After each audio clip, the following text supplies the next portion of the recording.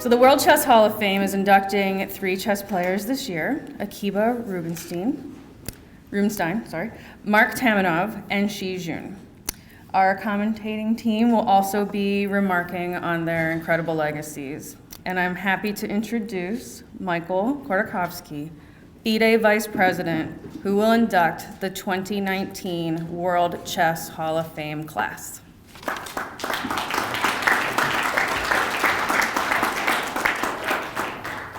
Thank you, Shannon. So it's kind of growing on me, my VP title on FIDE, because it becomes more and more ceremonial. And the more Sinfels will organize FIDE events here, I will be earning frequent miles on United. So it is my privilege to induct 3 distinguished members of the chess community from the past, that FIDE Historic Committee, led by Mr. Willie Kleeke, nominated. And first is Akiba Rubinstein, or Rubinstein, as it was called there. He was born, questionable whether it's 1880 or 1882.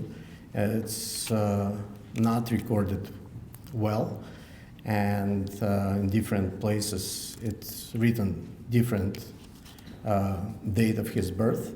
But he was born in to Jewish family, and the area right now it's Poland, but before it was area of Russian Empire or Pale of Settlement. Those of you who don't know what is Pale of Settlement, you can check with Rabbi Google. And his father passed before Akiva was born.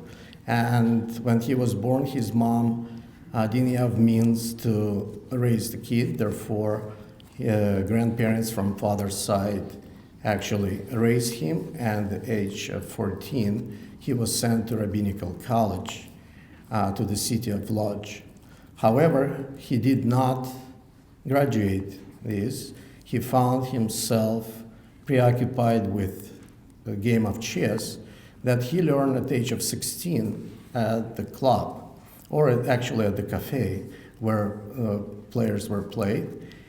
But soon enough, he became one of the strongest players of the club and represented later Russian Empire and then Poland in competitions.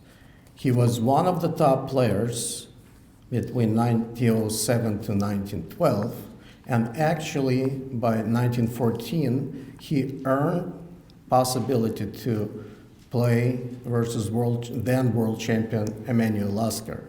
However, at the outbreak of the World War I, this match never happened, and Akiba never had a chance to play world championship match. He considered as one of those, like Paul Keres and Viktor Korchnoi, who was deserving to be the world champion, but never had a chance to become one. However, he did represent Poland at the World Chess Olympiad, one of the first World Chess Olympiads, and at the 3rd World Chess Olympiad in Hamburg, he was number 1, actually played on board 1 for Poland, and Poland won gold medal. And I believe it's up until now, it's the only gold medal that Polish team ever won. He played in many other tournaments. He defeated some world champions and leading chess players of that time. And later on, he got sick, but nevertheless, in 1950, and probably many of you will learn it right now when I say, in 1950, it's FIDE introduced the title of the Grandmaster. And first 27 Grandmasters received this inaugural title in 1950, and Akiba Rubinstein was one of those 27 players. After his death in 1961, at the age of 80, Polish Chess Federation decided to organize Rubinstein Memorial in Poland, and Polonitsas drew one, and this tournament for many years became one of the most popular tournaments, and up till now, Polish Federation continue organizing this tournament. So,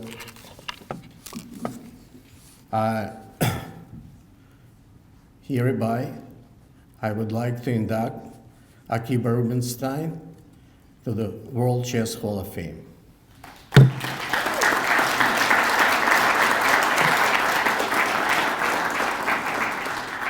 For some remarks, Grandmaster Maurice Ashley.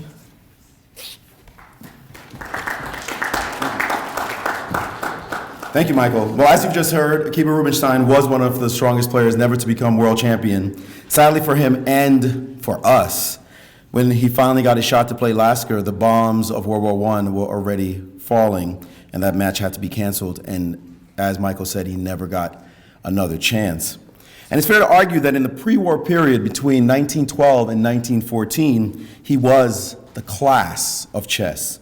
His technique in rook and pawn endings was so pure and refined that reviewing his finales is like being in the presence of a great sculpture, gently, lovingly molding clay into its perfect form. He was the creator of many opening lines in the Queen's Gambit, the French, the Nimzo Indian, the Four Knights, and the symmetrical English. With his clear positional style, he would orchestrate instructional masterpieces easily explainable to devoted students of the game. His most famous creation, where he defeated chessmaster George Rotlewi with a series of precise yet vicious body blows ending in a booming knockout punch, is considered among the finest attacking combinations ever played. He treated the game as a science. He himself said, "I'm captivated by the aesthetic pleasure which arises from a beautiful combination. I almost get into a feverish state. Chess is not only art, but also science. Fighting and victory take place on a scientific basis." Despite his greatness, the last 30 years of his life were very difficult, as he not only lived in poverty, but also had to watch helplessly as his family was persecuted by the Nazis. Fortunately, his wife and children survived, while he himself spent the end of his life locked away in a sanatorium, taking very few visitors.